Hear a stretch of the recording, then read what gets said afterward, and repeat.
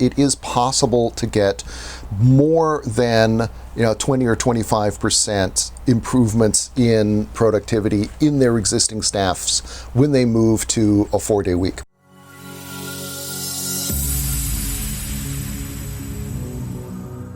Hi guys, welcome to the show where we talk to the people who have followed their passion to achieve great success and have impacted many lives. If you have not already done so, or if you are new, then please do consider subscribing to this channel and don't forget to hit the bell icon so that you get notification to all my future videos. This episode is being recorded in association with Let's Localize, an organization with a mission to foster micro contributions from communities and businesses to support schools for their needs of time, skill, and money. To know more about Let's Localize, please click on the card above or in the link from the description section below.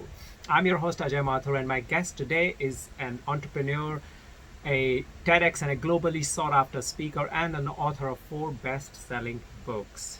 He is a Silicon Valley based futurist and has worked with many governments and Fortune 500 companies. He has spoken at venues ranging from CIA headquarters to Shakespeare's Globe Theatre in London, in addition to holding academic positions in Stanford and Oxford universities.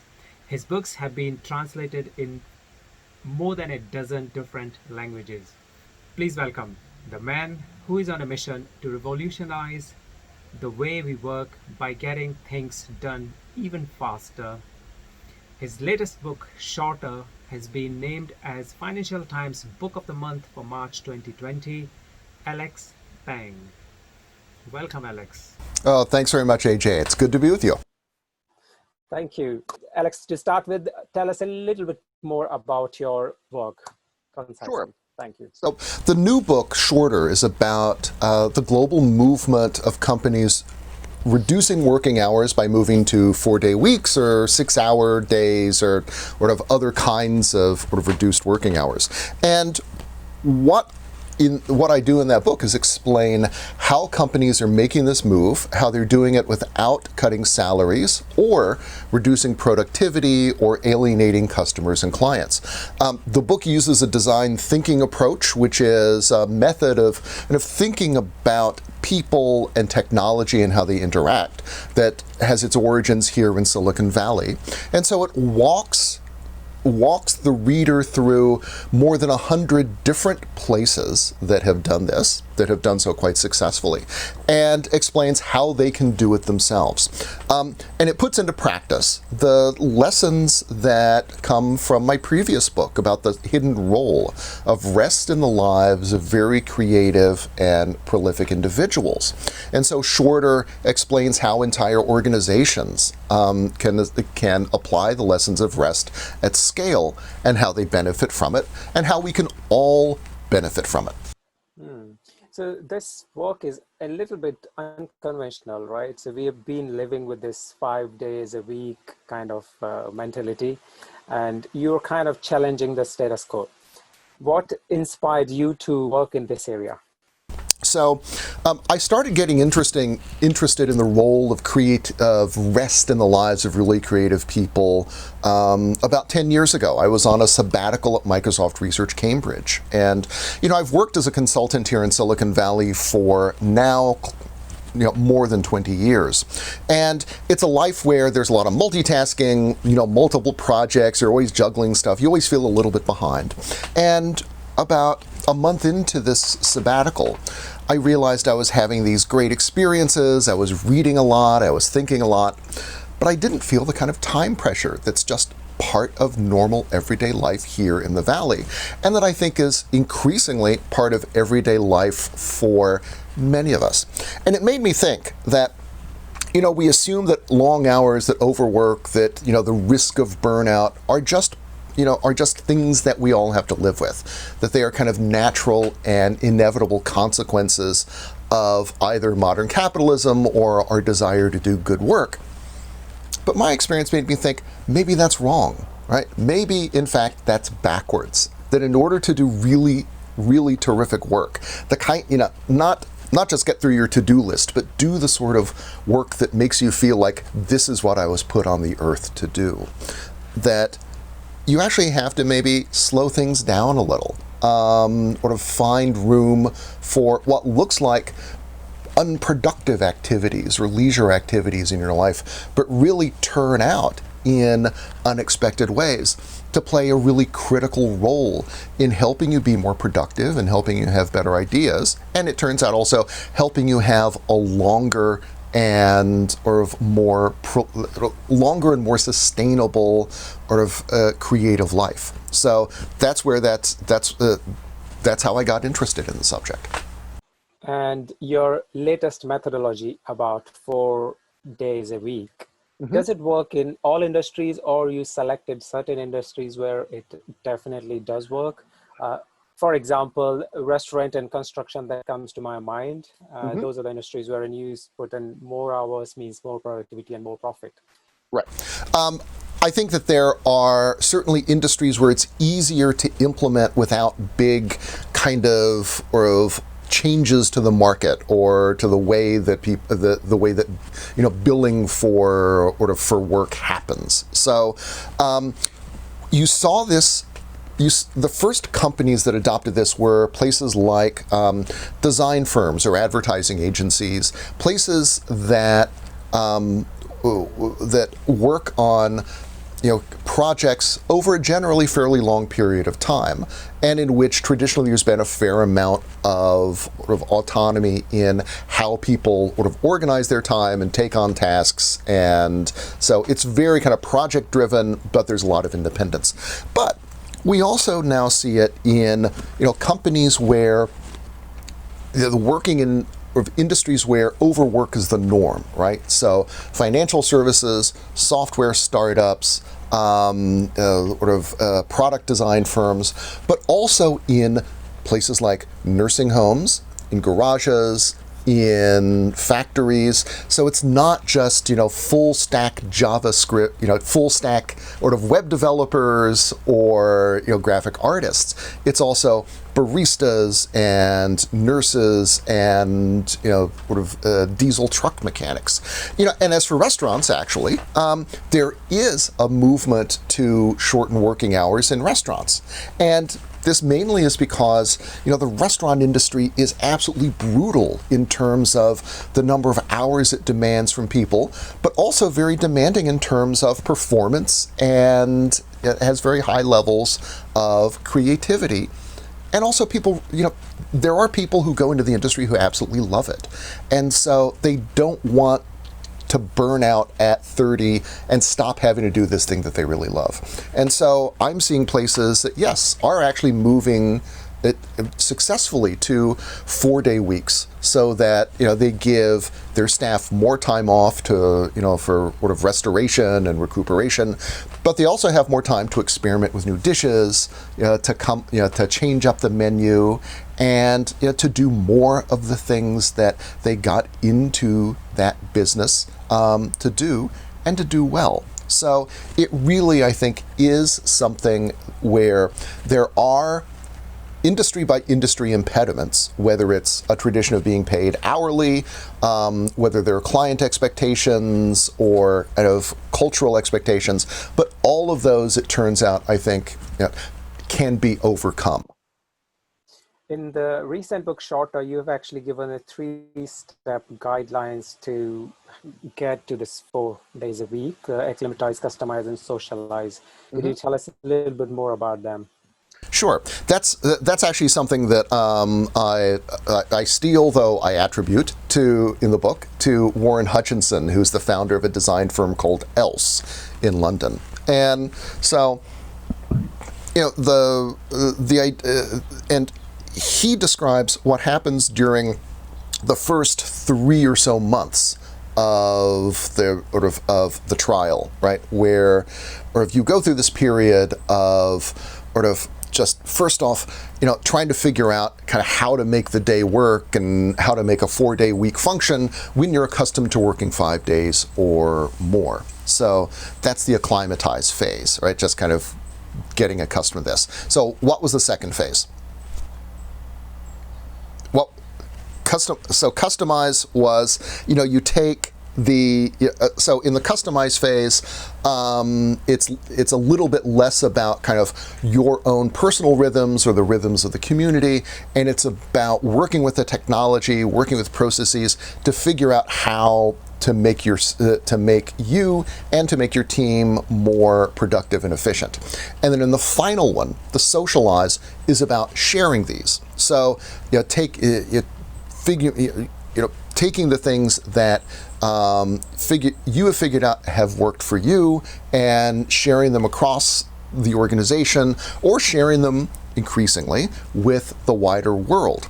So, and I think as companies go through those three phases, both people and organizations become more confident, more certain about what they're doing, better able to identify challenges and deal with them rapidly, and sort of better able to explain to themselves and to everybody else why they're doing this, what benefits they get from it, which is a kind of capacity, a sort of thoughtfulness about their work that I think every business owner, every manager really loves to see in their people. So those are the three phases.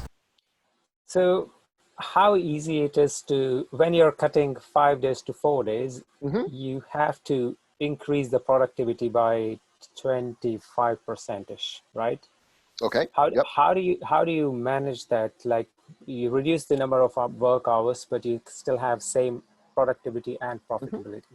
So in knowledge work in offices, there are studies that indicate that people lose between 2 to 4 hours of productive time every day to inefficient processes, to multitasking, to badly run meetings, etc. So, just getting rid of those distractions, those inefficiencies, move you a long way to being able to do 5 days work in 4. So, what every company does is make meetings a lot shorter, right? Hour-long meetings that happen every week become 10 or 15-minute stand-up meetings that happen when necessary.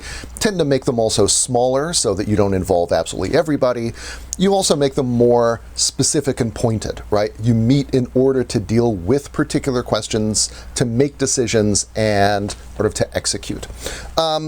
This is important because not only does it save a lot of people time, but it also illustrates that it's actually possible to take this thing that everybody knows can be improved, that everybody complains about, and actually to improve it.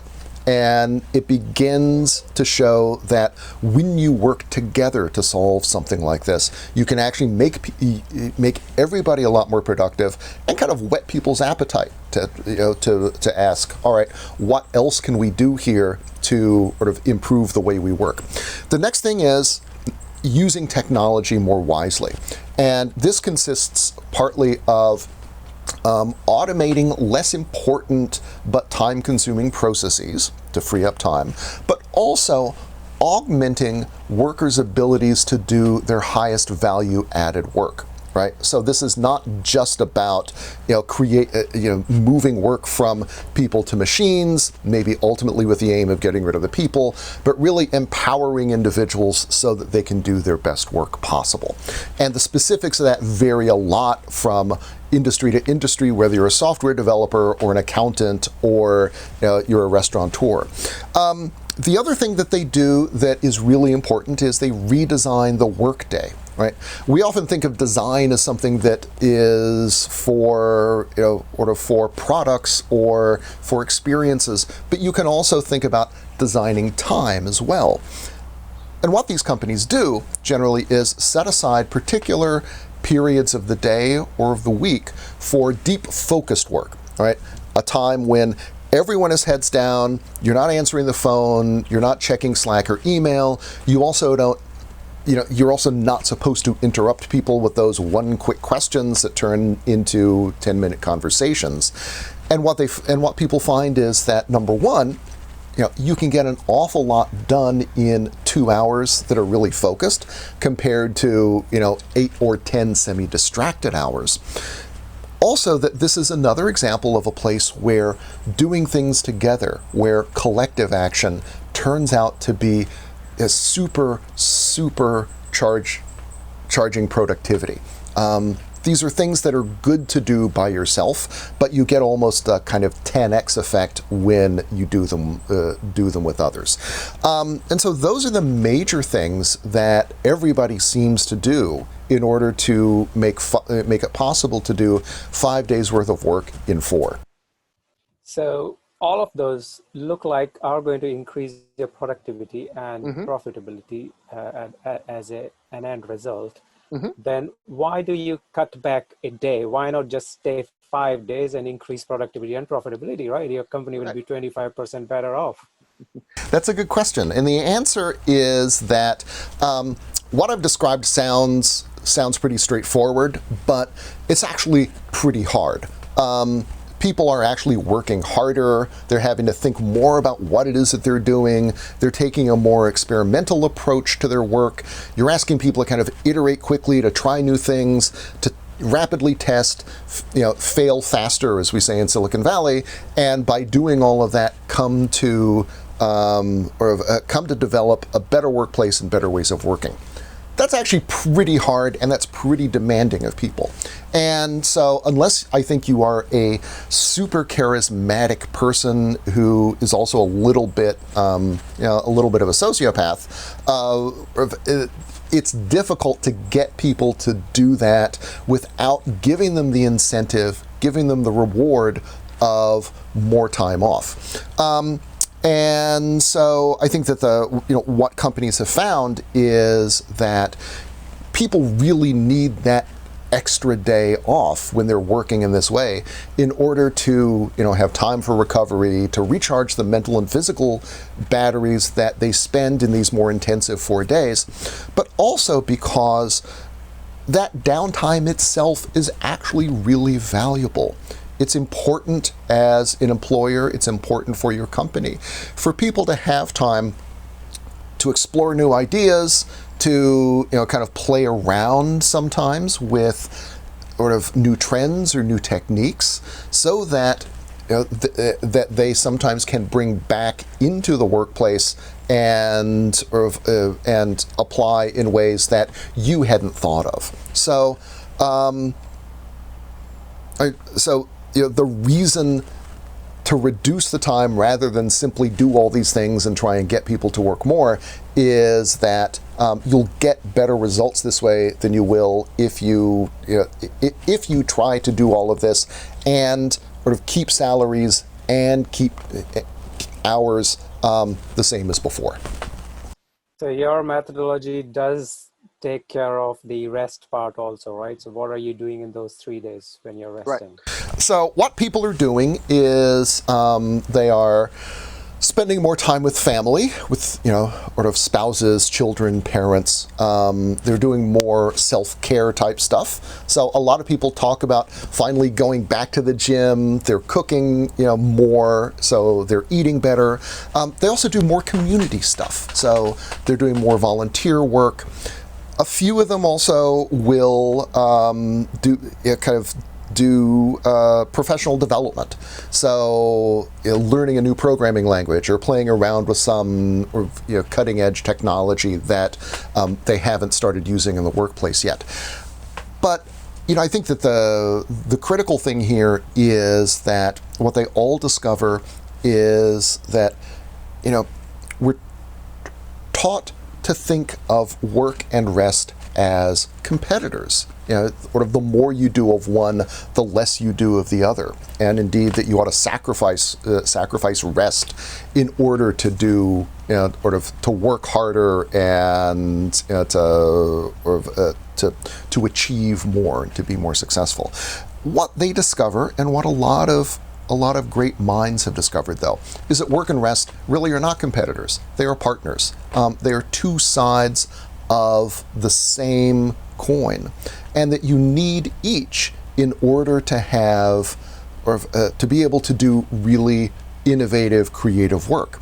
And I think that the most important thing that these companies are doing is demonstrating that it's possible for organizations to structure themselves, to structure their time, so that they support that. so that they allow people to be more creative, and at the same time allow the organizations to be more happier, more productive, more sustainable places to work.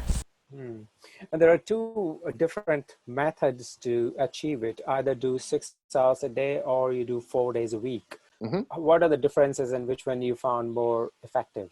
Right. The 4-day-a-week is more popular at this point. I think something like 2/3 to 70% of companies in my study were doing 4-day weeks. A lot of it depends on the demands of the market and the way that you think you can most successfully organize the work and respond to clients. So, not surprisingly, places that are more project-based tend to do 4 days. In places where you need to present a kind of face to the client 5 days a week, you sometimes also will have people, kind of two sets of people, a Monday through Thursday team and a Tuesday through Friday team. If you're a really small place, obviously that's not going to work. But if you get, upwards of a dozen people or so, that's also a possibility. Government agencies will sometimes go to 4-day weeks for people. What they and retail places, though, often will do is do 6-hour shifts, but keep the office open for 12 hours so that individuals themselves have shorter work times, but the amount of time that you're available to customers and clients or the public actually expands. And I think the great successful example of that is Toyota Gothenburg Repair Center in Sweden, where the mechanics went from working 8-hour days to 6-hour days. The place stays open for 12 hours, but what that means is that they actually can turn around repairs far faster than most of their competitors. They are a smaller space because people are able to work faster and harder in 6 hours than 8, and so they can turn around major repairs more quickly. And so Toyota Gothenburg has consistently been one of the most profitable repair centers in the Toyota universe, which is a pretty big place. So I think that really you got to think about, first off, what your market is able to sustain, what kind of face you need to present to clients. I think that the other virtue of a 4-day week versus a 6-hour day is that it's easier for people to kind of get their heads around, and the appeal of being able to take 3 days off, having a 3-day weekend every week is a really, really clear goal. It's harder to sort of backslide with a 4-day week than it is with a 6-hour day. You can easily have people stay a little bit longer if you're working 6-hour days. It's much harder to have people come in on Fridays for just a little bit. So I think it also provides a clearer set of goals and sort of measurable outcomes than a 6-hour day. So Sweden looks like is a front runner in this idea. So because I was reading recently that they did implement 4 days a week method in many industries, and in nursing example, they actually could reduce the number of sick leaves the staff was taking over a long period of time. So looks like a great impact there. I was just wondering how much of the profitability loss you can offset with the productivity increment. I don't know, is there any quantifiable numbers that have been researched, or where do we stand on that? Right. Well, there are a number of these places measure absolutely everything.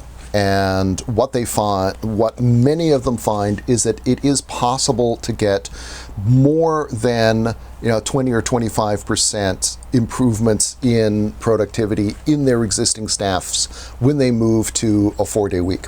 And this is not just this can include, call centers, places where absolutely everything is measured, right? The number of seconds you're on with sort of a call, the number of, dollars or pounds per hour that you generate. So it's not just kind of fuzzy places where we see these kinds of improvements. So, I think that there is a lot of press around a trial that Microsoft Japan did in August of last year, where they found that during their 4-day week trial, productivity went up something like 40%, measured in terms of revenues. This is not that unusual. It's a high number. It's not two standard deviations from what other places find, though. And if you measure it in terms of sales or profitability, some places also see very dramatic rises. There's, I think, one of the most spectacular is the company Woowa Brothers in Korea. They are kind of Korean equivalent of DoorDash or Uber Eats. They started reducing their working hours in 2015, first to 37 and a half hours and then to 35. In that period, they grew about tenfold or so, got more than $300 million in venture investment. They went from a scrappy little startup to a place that was competing for talent with the likes of Samsung and Google. And just a couple months ago, they were sold to a Singaporean company for, I believe, $4 billion. So it's not just entrepreneurs who are looking for, a more laid-back lifestyle who can make a shorter work week work. It's entrepreneurs at places that have very big ambitions who also are able to make the shorter work week a success. So previously we used to have 6 days a week, right? Some many years ago. And then we moved to 5. And now we are trying to get to 4. And maybe tomorrow the technology goes so much advanced that we can do that work in 3 and then 2 and 1. So what is the maximum rest that you need, and what is the maximum number of days that you should be working in order to stay productive and have a healthy mind? Right. Actually, there are people at Cambridge University who've been looking at this, and they were asking the question, what's the minimum number of hours you need to work in order to be happy? I think we've all realized that the workplace, while sometimes a source of frustration, is also a place where we see our friends, where we get some meaning and shape to our days. And what that team found, was that you need about 8 hours in order to get the kind of happiness charge that comes from work. Anything above that, the sort of hedonic reward, as psychologists would put it, begins to decline. So certainly, I think that in an ideal world, people would be working at least 1 day a week. Beyond that, I think that there's, it probably is going to vary quite a bit from person to person. But I do think that your question does point out that one of the things that happens in companies that move to 4-day weeks is that people never really stop thinking about how you can make your company more productive and more efficient. Nobody has yet gone to a 3-day week, but I think a lot of them have thought about, okay, when everybody else is doing this, when this becomes the norm, if I still want the competitive advantage that comes from working fewer hours than the industry standard, if I like the advantage that gives me in recruitment and retention, improvement in work-life balance, am I going to be able to move from a 4-day week down to 3.5 or 3 days at some point? And I think probably the answer is yes. That in some industries, we will begin to see this in, I hope, the next few years, once our knowledge of the 4-day week sort of becomes more widely shared and it becomes more of an industry standard.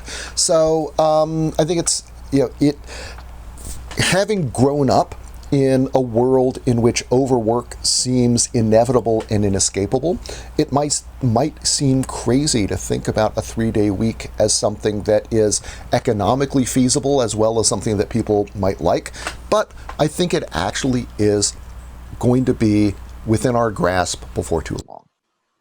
Yeah, and I was having an interview with James Wallman last week, and Mm-hmm. we did discuss about it is more difficult for people to spend the free time that they have over the weekends at times compared to the time that they spend at work. And Mm-hmm. he actually had given a lot of good tips about how to spend your time in his book. I'm going to put his interview link also somewhere here.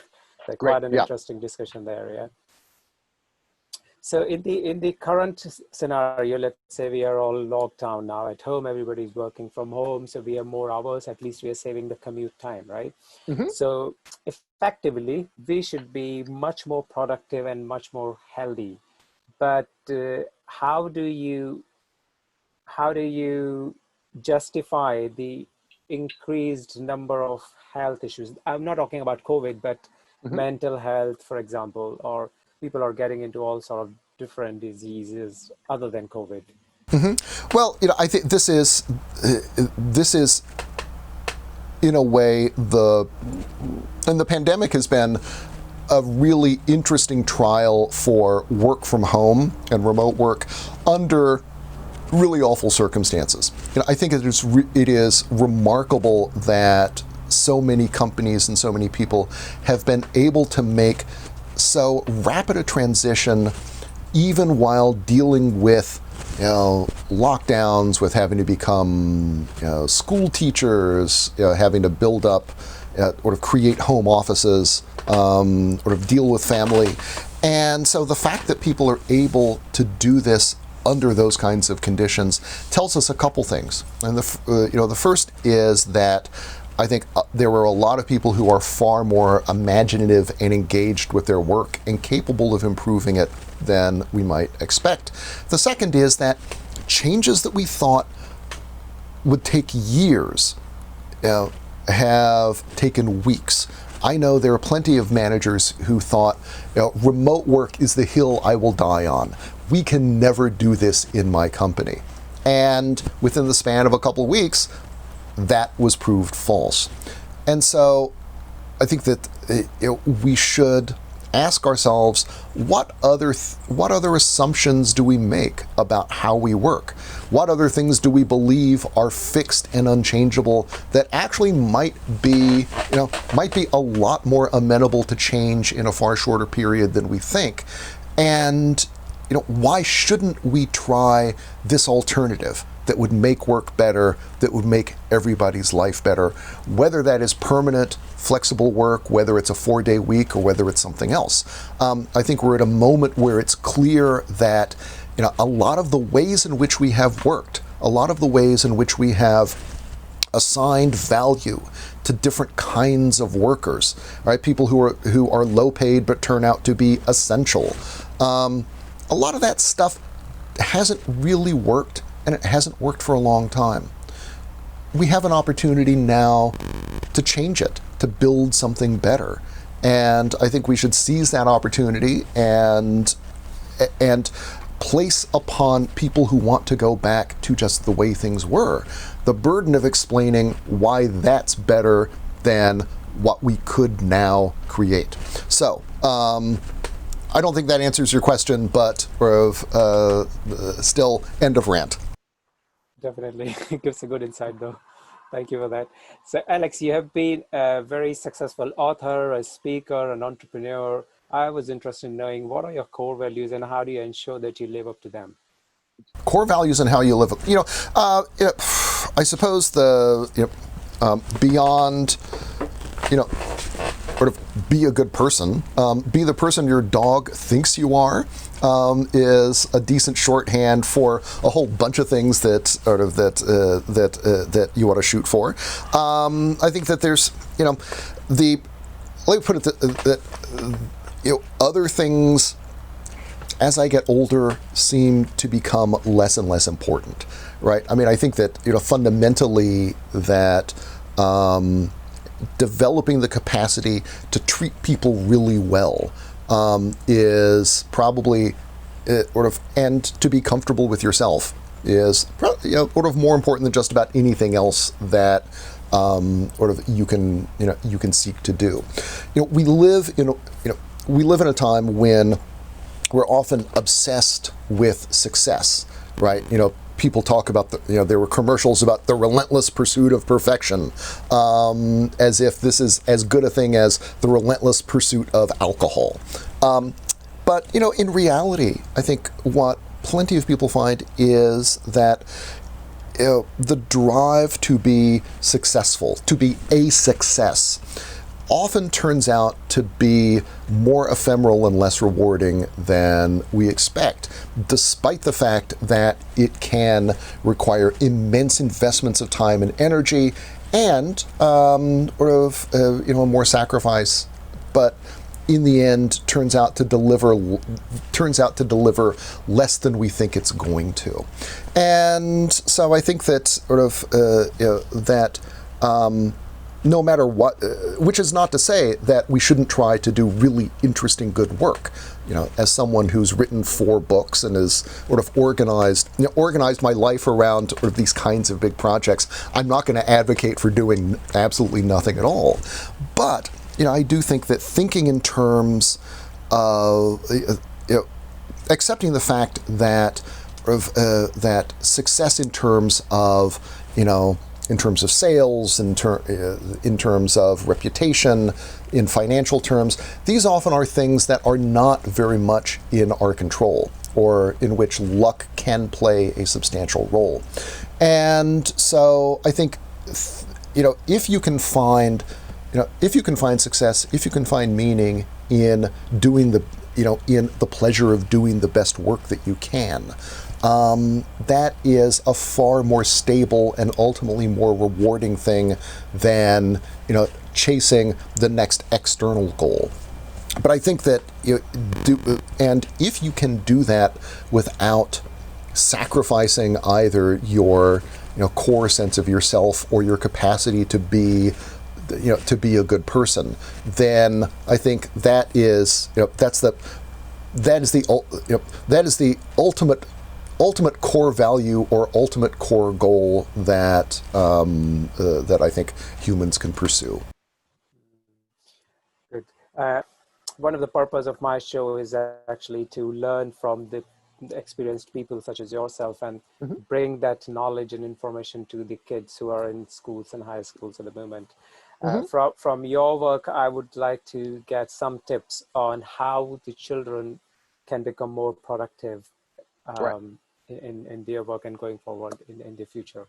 Sure. So, I think that we live in an era in which we've got big companies expending a lot of money to figure out how to capture and commodify your attention. And so I think that one of the biggest things we have to do now explicitly is cultivate our capacity for focus, our capacity for what Cal Newport calls deep work. In a knowledge economy, and indeed in any kind of business where you are having to do really detailed, really focused kind of work. So whether you are a software developer or an accountant or a cabinet maker, you need the capacity. That mental capacity is more important than ever. So I think that cultivating that raw ability to concentrate, to focus, to exclude, to be able to exclude distractions and focus on what you need to is really essential. I think another is a capacity for self-reflection, right? The ability to think about, am I focusing on the right thing right now? Are there ways in which I can improve either how I work or who I am? None of this stuff, if you are super productive at the wrong things, you will waste your life. And so I think the ability to occasionally step back and to make sure that you're doing what really matters to you, doing the things that will make you a better person, and will allow you to do the work in the world that you were put here to do. That's also a really important thing. And then finally, I think cultivating the ability to be empathetic, to be a good person, is absolutely essential. There are a tiny number of people in the world who can succeed by being terrible people or sociopaths, but the vast majority of us succeed by being trustworthy, by being able to work well with others, being cooperative and collaborative rather than super competitive. Most of us succeed when all of us succeed, and I think that is a route to both prosperity and a good life that is demonstrably better for individuals and for the world than pretty much all of the alternatives. So that's what I'd say. Okay, and one question I ask most of my guests: what do you think are the 3 core skills that everybody should have in order to grow and be successful, but they are not taught in schools? Right. So, I think focus is something that should be taught in schools and is taught indirectly. I mean, the number of times I was yelled at by a teacher to pay attention, or more than I can count. So, certainly that's something that that schools want. But I think we've learned. No, I mean that's sometimes we learn it, but however, I think that we have discovered an awful lot about how the mind works, about how attention works, so that is something that we could more explicitly teach people. I think that that likewise, we know an awful lot more about empathy than we did even 10 years ago, and both its importance in a good life and its importance in building a good society.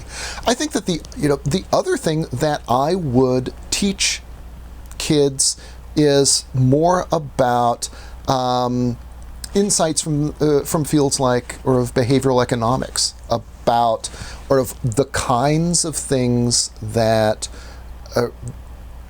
the kinds of shortcomings or of mental models that we all employ naturally that can sometimes lead us awry in decision making that can be a foundation for distraction, and which increasingly companies like Facebook or Twitter or Instagram are using to manipulate us. Now, I mean, things like or the power of intermittent rewards.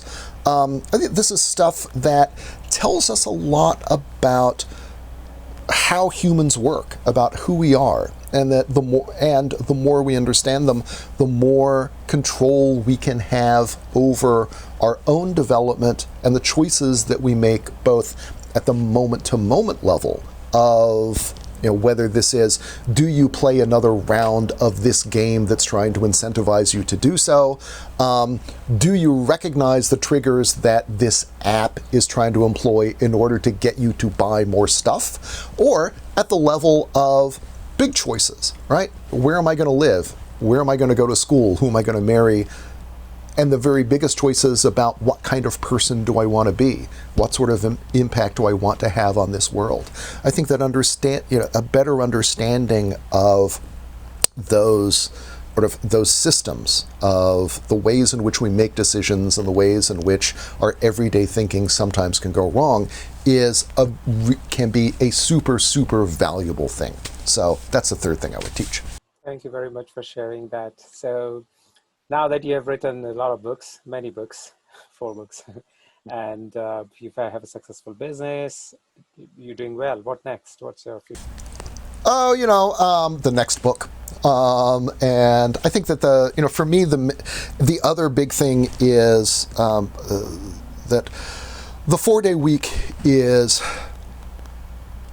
a growing global movement that is only now just becoming aware of itself. And is moving now from this kind of crazy fringe idea to something that is being taken seriously by policy people, by politicians, and by business owners and executives.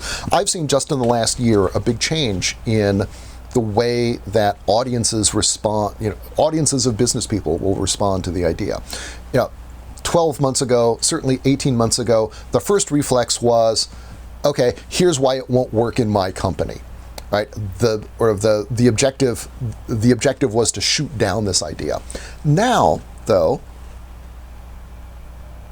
people are asking, okay, how do I make this work in my company? right? Their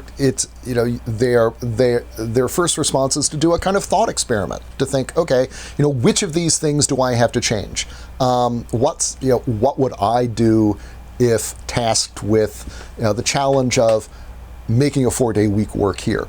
And that is a really significant change.